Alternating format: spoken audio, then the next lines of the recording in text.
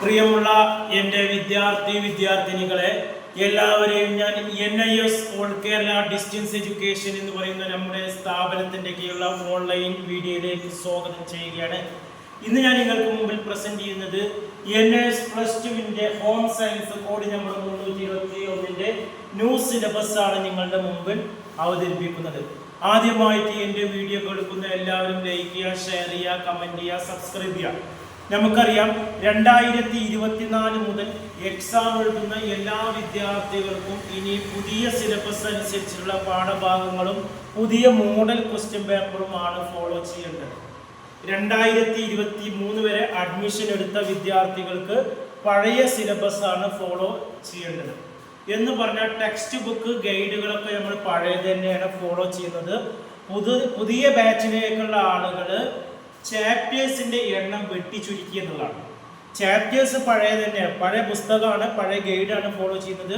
പക്ഷേ 2024 മുതൽ പഠിക്കുന്നവര് മൊത്തം ലെസൺ 21 ലെസണാണ്. ആ 21 ലെസണിന്റെ 40% ഏകദേശം 12 ലെസണോളം അസൈൻമെന്റിനാണ്. 12 ലെസൺ നമ്മുടെ എക്സാമിന് പഠിക്കേണ്ട, 24 ശേഷം പരീക്ഷ എഴുതുന്ന വിദ്യാർത്ഥികൾ 12 ലെസൺ പഠിക്കേണ്ട. പബ്ലിക് എക്സാമിന് 60% സിലബസ് ആണ്.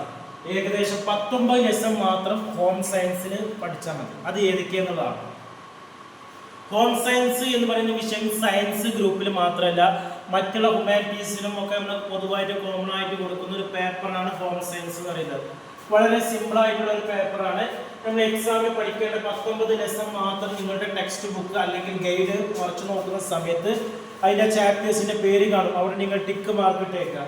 അതിൽ നമുക്ക് lesson 2, lesson 5, lesson 6, lesson 9, lesson 12, lesson 30, lesson 40, lesson 50, lesson 60, lesson 70, lesson 90, lesson 20, 21, 24, 26, 27, 29, 30, 31. പിന്നെ ഓപ്ഷണൽ ഉൾപ്പെട്ട ലെസൺ 29, 30, 31. ഇത്രയും ലെസൺ മാത്രം പഠിച്ചാൽ മതി.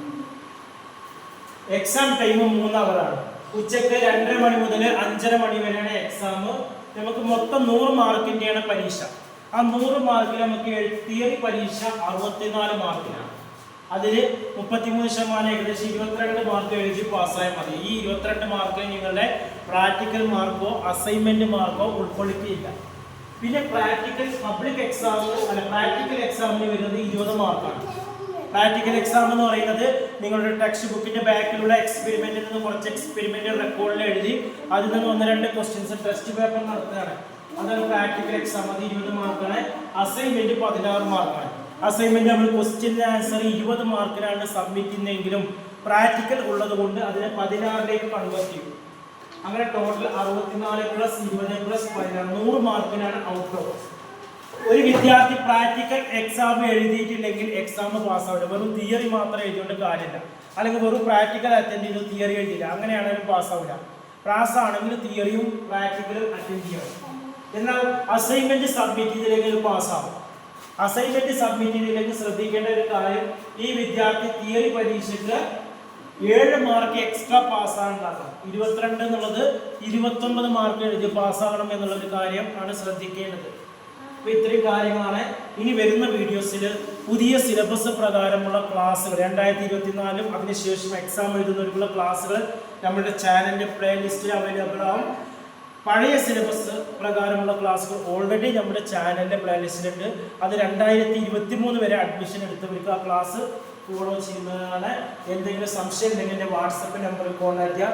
NISൻ്റെ SSLC +2 വിവിധ യൂണിവേഴ്സിറ്റികളുടെ ഡിഗ്രി PG അഡ്മിഷനൊക്കെ നമ്മുടെ സ്ഥാപനത്തിൽ ഇന്ത്യയിലെ മുഴുവൻ സ്റ്റേറ്റുകളിലും നമ്മൾ അഡ്മിഷൻ എടുക്കുന്നുണ്ട്. ഓൺലൈൻ ക്ലാസ്സുകൾ പ്രൊവൈഡ് ചെയ്യുന്നുണ്ട്. വളരെ കുറഞ്ഞ ഫീസിൽ അഡ്മിഷൻ എടുക്കുന്നവരെല്ലാവർക്കും ഗൈഡുകളും അസൈൻമെൻറ്റുകളും പ്രാക്ടിക്കൽ റെക്കോർഡുകളും ഫ്രീ ആയി നൽകുന്നുണ്ട്. കൂടുതൽ വിവരങ്ങൾക്കും അഡ്മിഷന് നമ്മുടെ സ്ഥാപനവുമായി കോൺടാക്ട് ചെയ്യാം. കൂടുതൽ വിവരങ്ങൾക്ക് എൻ്റെ വാട്സപ്പ് നമ്പർ ഡിസ്ക്രിപ്ഷൻ ബോക്സിൽ കൊടുത്തിട്ടുണ്ട്. 9037114679. Okay, thank you.